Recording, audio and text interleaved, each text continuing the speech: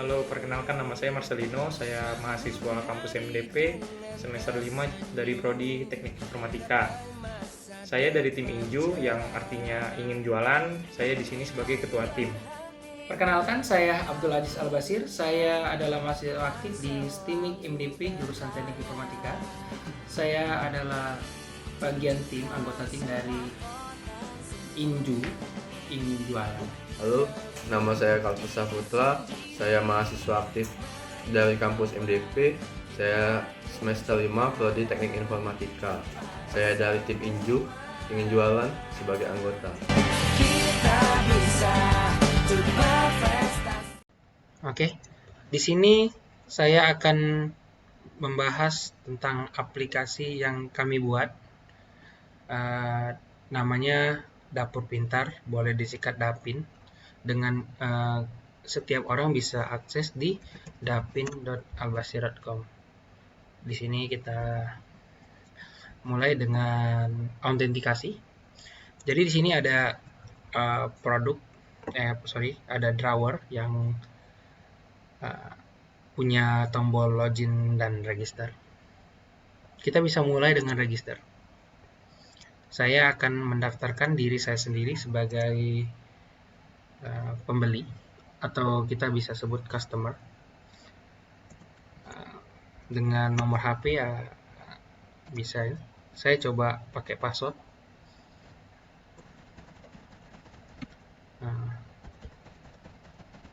Oke. Oke. Saat sudah register, maka user otomatis login. Untuk user yang lupa passwordnya, kita bisa pakai fitur lupa password yang kita sudah sediakan dengan cara misalnya kita mau login ya, dan kita lupa password di sini. Kita bisa ada fitur lupa password, diklik. Emailnya tulis dengan email yang sesuai dengan terdaftar.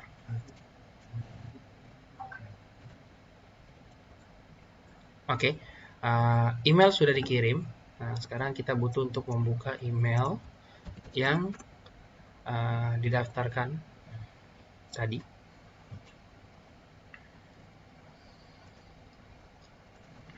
Oke, kita mendapatkan email dari noreply@dapin.albasir.com. Kita bisa pakai link ini. Kalau kita pakai link ini dan kita akses, bakal jadi seperti ini. Ini password yang kita bisa buat sendiri sekarang karena reset kan. Saya coba buat password resetnya. Oke, password has been reset. Coba kita gunakan password lamanya. Kita coba ya. Ini nggak bisa. Terus kita coba password baru. Oke, bisa. Itu saja untuk autentikasi di aplikasi ini. Selanjutnya, fitur yang kita demonstrasikan adalah fitur customer. Jadi kita mulai dari login dulu. Saya login sebagai customer. Oke, saya sudah masuk ya. Sekarang saya mau lihat semua produk. Jadi ini produk-produk demonstrasi saja. Kita bisa cari berdasarkan atau UT misalnya, atau apa saja, misalnya ES gitu. Nah gitu. Misalnya saya mau beli ini, harganya 2000 satu. Saya beli misalnya 2. Terus saya beli lagi yang lain 1. Kita langsung masuk ke keranjang. Ada 2 yang kita beli. Kita bisa buat order di sini. Sederhana bukan? Selanjutnya yang kita bahas tentang fitur administrasinya. Jadi ini ada dua pengguna, satu user, satu admin kan. Jadi di admin kita udah siapin usernya.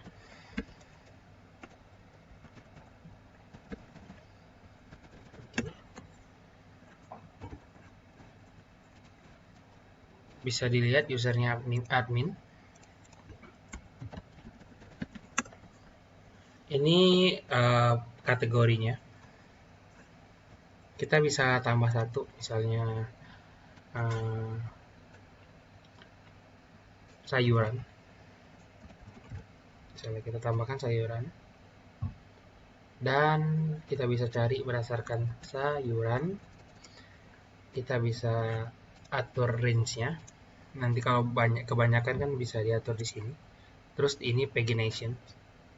Dan ini juga bisa di delete tuh. Langsung kan.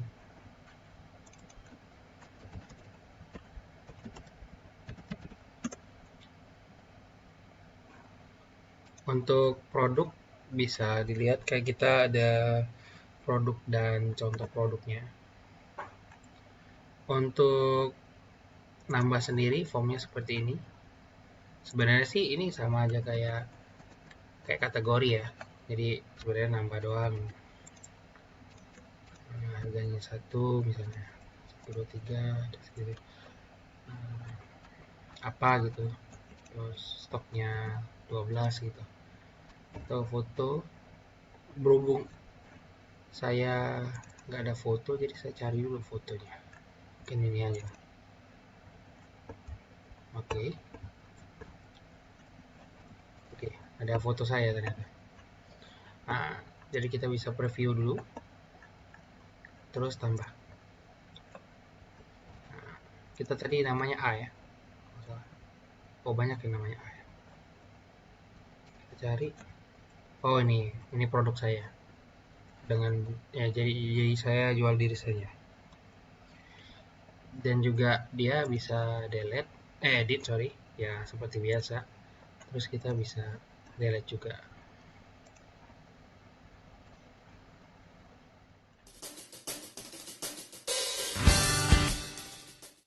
Jadi untuk sesi ini saya akan menjelaskan tentang teknologi yang saya gunakan. Ada dua pembahasan, satu stack-nya, kedua proses kerja. Stack yang kami gunakan menggunakan Laravel 8 baru keluar dengan Vue.js versi 26 dan juga Jetstream, Laravel Jetstream. Untuk manajemen hostingnya saya menggunakan Laravel Forge. Terus untuk servernya sendiri kita menggunakan DigitalOcean. Dan terakhir untuk memanajemen versi aplikasi kami menggunakan Git. Dan khususnya untuk remote Git-nya kita gunakan GitHub. Untuk proses kerja kami menggunakan GitHub Project sebagai kontrol pekerjaan dari setiap tim. Jadi di setiap tim saya buka contohnya. Jadi kami udah ada GitHub Project itu terdiri dari beberapa board, dan boardnya kita gunakan kayak to do, doing, dan done, dasarnya gitu ya. Terus setiap pekerjaan yang dikerjakan oleh setiap tim akan dipindahkan dari to do ke doing. To do itu yang buat project manajernya sebagai ketua tim lah. Terus jika masalahnya clear, misalnya contohkanlah ini masalah clear, maka mereka harus menggunakan pull request untuk merequest kodenya yang bakal dipakai untuk aplikasi produksi. Jadi sebelum coding yang udah dibuat oleh setiap orang itu bakal di pull request-kan dulu. Jadi dia request dulu apakah codingnya layak atau tidak, best praktek atau tidak. Itu di pull request, nanti dibahas. Jika pull request disetujui, maka coding bisa digabungkan ke coding produksi. Jadi coding itu nggak sembarang, nggak boleh asal-asal ngoding juga. Dan dia nanti langsung pindah otomatis ke done. Itu nggak perlu manusia lagi ngerjainnya. Terus untuk pull request, saya nggak ada contoh di sini karena semua pekerjaan udah dikerjain semua. Jadi pull request itu sederhananya setiap pekerjaan seseorang itu bakal bisa direview apa perbedaannya dan bagaimana dia ketik. Ini contoh saya ada, anggap saja ini pekerjaan orang, ini dia anggap aja buat user, terus dia compare change, dia buat sesuatu. Ini nggak bisa di merge karena ada masalah, itu otomatis, jadi nggak di manusia lagi ngerjainnya. Karena ada masalahnya nanti bisa dicek kenapa.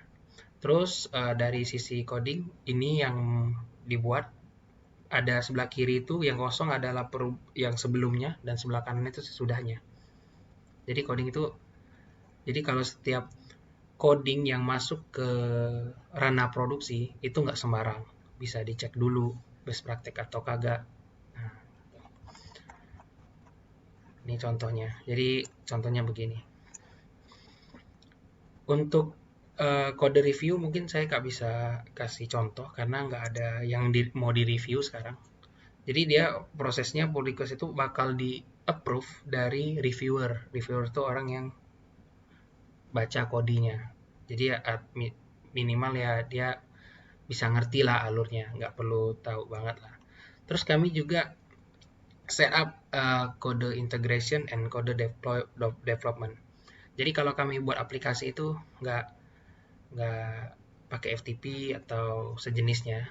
Jadi setiap kode yang masuk di master bakal otomatis jalan di server. Karena kalau udah masuk di server, otomatis dia udah melewati step pull request. Otomatis udah ada step step coding reviewer. Jadi codingnya dilihat dulu. Terus ada lagi step yang kita sebut code integration. Code integration itu jadi setiap kode yang masuk itu bakal dites otomatis berdasarkan GitHub Action. Jadi untuk kasus ini unit testing yang kami gunakan hanyalah ngecek kodenya error atau enggak. Misalnya kayak routingnya error tuh. Nah, nanti sebelum reviewernya baca kodenya, itu GitHub udah block, nggak boleh karena error. Atau nanti mau di-compile front-end-nya karena kita pakai Vue.js. Terus waktu di-compile error, itu nggak perlu lagi reviewer yang ngecek-ngecek begituan. Ya, itu konfigurasi sederhana dan mungkin next step orang bisa, bukan mungkin sih, memang bisa banget, bisa untuk buat semua testing itu otomatis. Jadi kita bekerjanya maju, nggak ada lagi, ada misalnya buat fitur A, kita udah nanti tiba-tiba di lain waktu udah fitur Z, fitur A-nya error, nggak ada yang begitu harusnya. Nah, jadi untuk itu CI-nya, dan CD-nya kita menggunakan Forge. Sebenarnya gampang karena udah automation dari Laravel-nya sendiri.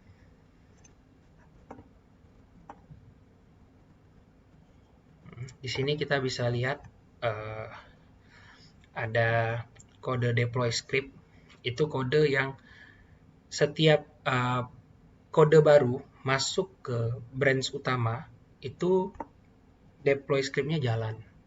Deploy script jalan supaya kode baru termasuk dengan migrasi database-nya dan lain-lain itu otomasi.